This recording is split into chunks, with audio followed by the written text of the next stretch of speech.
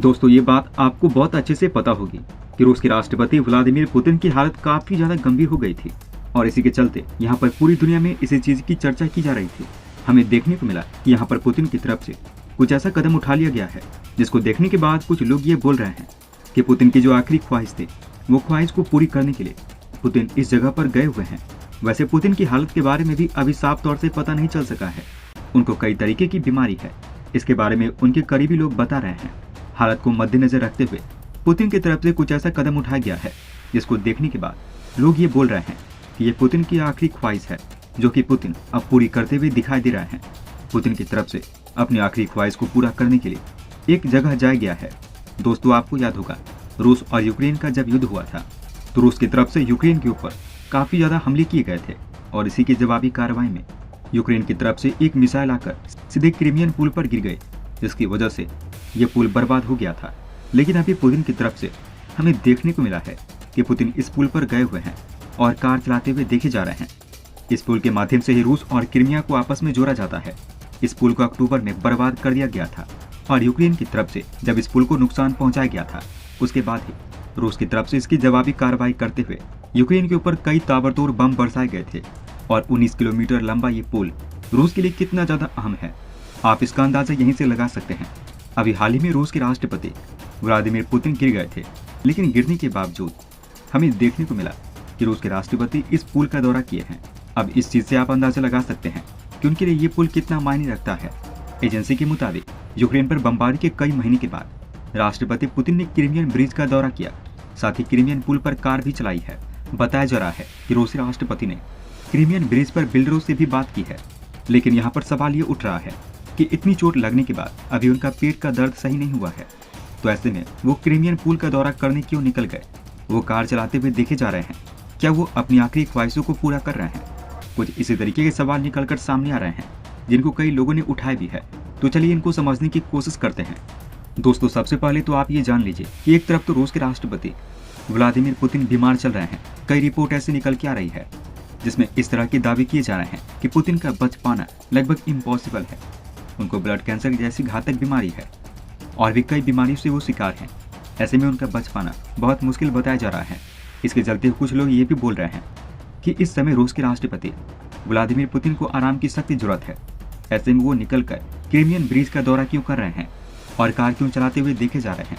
क्या ये उनकी आखिरी ख्वाहिश है? इस तरीके के कई सवाल लोगों के मन में आ रहे हैं और हो सकता है ये सवाल आपके भी मन में आ रहा होगा, लेकिन इस सवाल का जवाब अभी साफ साफ नहीं दिया जा सकता जब तक कि कोई ऑफिशियल रिपोर्ट रूस की तरफ से बाहर ना जाए। आने वाले समय में हमें ये तो पता चल जाएगा कि आखिर तबीयत खराब होने के बावजूद रूस के राष्ट्रपति क्रीमियन ब्रिज पर और दौरा करते हुए क्यों देखे गए हैं।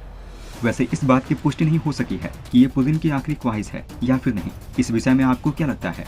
आप अपनी राय हमें नीचे कमेंट बॉक्स में लिखकर अवश्य बताएं।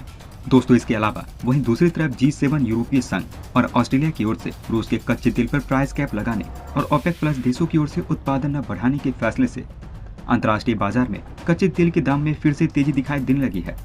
इन फैसलों की वजह से सोमवार को अंतर्राष्ट्रीय बाजार में कच्चे तेल के दाम में तुरंत बढ़ोतरी देखने को मिली है और ये 0.6% बढ़कर $86 प्रति बैरल पर पहुंच गया है। दरअसल यूक्रेन पर रूस के हमले के बाद सप्लाई चेन की परेशानियों की वजह से कच्चे तेल के दाम में तेज इजाफा हुआ था।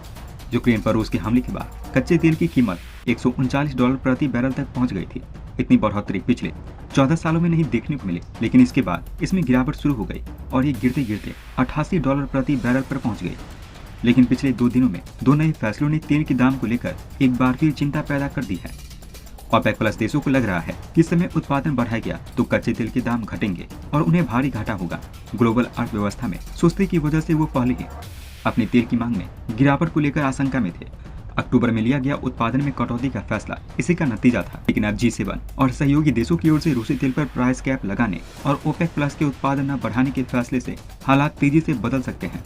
इन दोनों फैसलों से भारत समेत उन तमाम देशों के सामने नई चुनौती खड़ी हो सकती है जो अपनी जरूरत का ज्यादातर तेल आयात करते हैं। भारत अपनी खपत का 80% तेल बाहर से मंगाता है। पिछले सप्ताह G7 और ऑस्ट्रेलिया ने एक बयान जारी कर कहा कि सोमवार या इसके तुरंत बाद से रूस का तेल $60 प्रति बैरल से ज्यादा पर नहीं खरीदा जाएगा।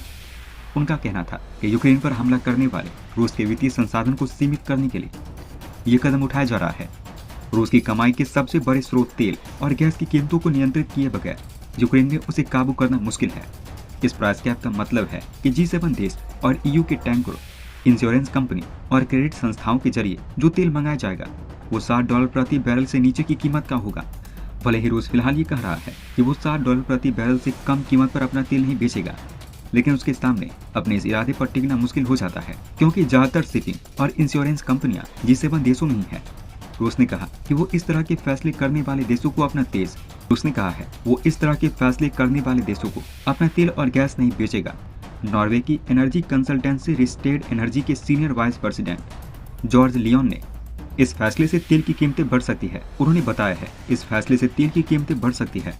रूस अपने इस फैसले को लेकर बिल्कुल स्पष्ट है कि वो प्राइस कैप समझौते पर दस्तखत करने वाले किसी भी देश को कच्चा तेल नहीं बेचेगा। इसी सब चीजों को देखते हुए अनुमान लगाया जा रहा है कि तेल की कीमत में हलचल दिख सकती है। इसलिए आने वाले कुछ हफ्तों में अंतर्राष्ट्रीय बाजार में तेल की कीमतों में तेजी दिखाई दे सकती है। रूस ने भले ही कहा कि वो प्राइस कैप लगाने वाले देश को तेल और गैस की सप्लाई नहीं करेगा, लेकिन अपने फैसले पर कब तक टिका रहेगा ये कहना मुश्किल है। दरअसल पश्चिमी देश के प्रतिबंध के बाद उसने चीन और भारत समेत कई देशों को निर्यात बढ़ाया है। भारत रूस से सस्ते में तेल खरीद रहा है। भारत के तेल आयात में रूसी सप्लाई की हिस्सेदारी बढ़कर 22% से ज्यादा हो गई है। इराक की हिस्सेदारी 20.5 और सऊदी अरब की हिस्सेदारी 16% है। दोस्तों, भारत भी इस मौके का फायदा बहुत अच्छे से उठा सकता है और आने वाले समय में हमें देखने को मिलने वाला है कि इस मौके का अगर सबसे ज्यादा फायदा कोई उठा रहा है तो वो भारत ही होने वाला है, क्योंकि भारत शुरुआत से ही रूस के साथ जुड़ा हुआ है और अब भी भारत रूस से तेल खरीद रहा था जब रूस के ऊपर अमेरिका की तरफ से प्रतिबंध लगा दिया गया था, लेकिन भारत को इसका कोई असर नहीं पड़ा था। और इस तरीके का कदम पश्चिमी देशों की तरफ से उठाने पर भी भारत को कोई फर्क नहीं पड़ेगा। भारत कोई ना कोई रास्ता जरूर ढूंढ लेगा।